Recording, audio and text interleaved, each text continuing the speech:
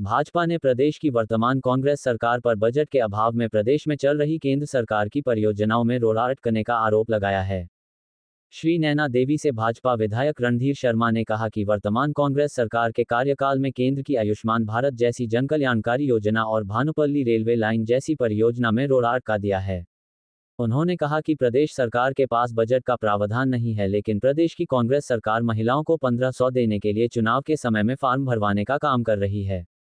रणधीर शर्मा ने कांग्रेस पार्टी के कांगड़ा संसदीय क्षेत्र से आनंद शर्मा को उम्मीदवार बनाए जाने पर तंज कसते हुए कहा कि कांगड़ा में कांग्रेस पार्टी के उम्मीदवार से साफ हो गया है कि कांग्रेस को हिमाचल प्रदेश में चुनाव लड़ने के लिए लोग नहीं मिल रहे हैं।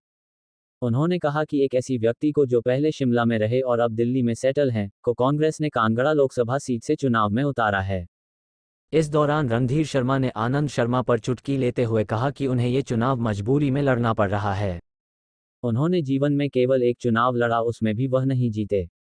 रणधीर शर्मा ने कहा कि इसके बाद उन्होंने कभी लोकसभा का चुनाव भी नहीं लड़ा। वहीं वर्तमान समय में कांग्रेस पार्टी में उनकी क्या स्थिति है, इससे भी सभी परिचित हैं। रणधीर शर्मा ने कहा कि कांग्रेस के प्रत्याशी मजबूरी में चुनाव लड़ रहे हैं, ऐसे में वह मजबूर प्रत्याशी हैं। वहीं भाजपा के प्रत्याशी राजीव भारद्वाज एक मजबूत प्रत्याशी हैं जो वर्षों से पार्टी के लिए काम कर रहे हैं। पंजाब दस्तक के लिए सुरेंद्र राणा की रिपोर्ट। जिसके कारण केंद्र सरकार विचार कर रहा है कि इस पर निर्माण कार्य आगे शुरू रखा जाए या नहीं रखा जाए। हमारा ये भी आरोप है कि केंद्र सरकार ने जो जन कल्याणकारी योजनाएं शुरू की है, विशेषकर गरीब लोगों का 5 लाख तक का इलाज मुफ्त में हो, ऐसी जो आयुष्मान योजना शुरू की है, जिसके हिमाचल प्रदेश में 4,33,000 जो है वो लाभार्थी हैं, उस योजना का भी जो 10% हिस्सा प्रदेश ने देना है वो नहीं दिया है, जिसके कारण आयुष्मान योजना के अंतर्गत भी हिमाचल प्रदेश की देनदारी 50 करोड़ के लगभग पहुंच गई है। यही नहीं, हिमाचल प्रदेश की इस कांग्रेस सरकार ने पिछली जो भारतीय जनता पार्टी की सरकार थी, जो हमारे आदरणीय मुख्यमंत्री जयराम ठाकुर जी ने आयुष्मान योजना को सप्लीमेंट करने के लिए जो हिमकेयर योजना चलाई थी, जिसके 8.5 लाख के लगभग प्रदेश में रजिस्टर्ड लोग हैं जो समय समय पर इसका लाभ उठाते हैं, वो योजना प्रदेश सरकार ही चला रही है।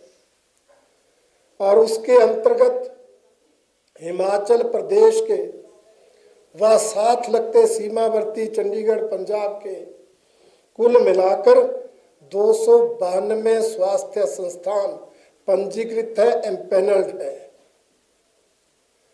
और आप हैरान होंगे कि अपने इस कार्यकाल में कांग्रेस सरकार ने हिमकेयर योजना में जो बजट देना था उस बजट को पूरा नहीं दिया, जिसके कारण आज 249 स्वास्थ्य संस्थानों में 353 करोड़ की देनदारी हो गई है, जिसके कारण कई हॉस्पिटल्स ने हिमकेयर कार्ड को मानना बंद कर दिया है। आप हैरान होंगे, हमारे प्रदेश के बड़े हॉस्पिटल्स आईजीएमसी में 92 करोड़ की देनदारी है, टांडा मेडिकल कॉलेज में 107 करोड़ रुपए देने हैं, यहाँ तक कि पीजीआई का भी 30 करोड़ रुपए की धनराशि देने को बाकी है। ये हिमाचल प्रदेश सरकार की 15 महीने की कारगुजारी है कि इसने किस तरह से जनहित की योजनाओं को जो है बजट का प्रावधान न करके बंद करने का षड्यंत्र रचा है। देखिए, हमारी पार्टी तो हर चुनाव को गंभीरता से लेती है। प्रत्याशी कौन है, दूसरी तरफ से कौन नहीं है, इसकी हम चिंता नहीं करते, इसलिए हमने तो शुरू में ही प्रत्याशी तय किए, दूसरी तरफ के प्रत्याशी देखे नहीं, उनका इंतजार नहीं किया। परंतु जो प्रश्न आपने पूछा कि कांगड़ा के उम्मीदवार की जो बात आपने की है, उससे ये तो साबित हो गया कि कांग्रेस पार्टी के पास कांगड़ा संसदीय क्षेत्र से कोई ऐसा नेता नहीं था जो हमारे उम्मीदवार का मुकाबला कर सके। इसलिए उनको शिमला में रहने वाले, अब तो दिल्ली में सेटल्ड है, अपने पुराने नेता जो कई बार केंद्र में मंत्री रहे, उनको मजबूरन कांगड़ा से उतारना पड़ा है। मैं समझता हूं वो मजबूरी में चुनाव लड़ रहे हैं। जिंदगी भर तो उन्होंने सिर्फ एक चुनाव लड़ा, वो जीते नहीं।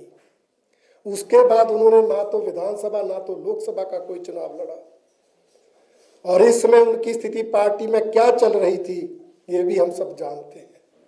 इसलिए उस स्थिति में हो सकता मजबूरी में वो चुनाव लड़ रहे हों, तो वो मजबूर प्रत्याशी हैं। हमारे डॉक्टर राजीव भारद्वाज वर्षों से पार्टी का काम कर रहे, जनता के लिए सेवा कर रहे हैं, वो मजबूत प्रत्याशी हैं। इसलिए उस सीट पर हमारे प्रत्याशी भारी मार्जिन से जीतेंगे।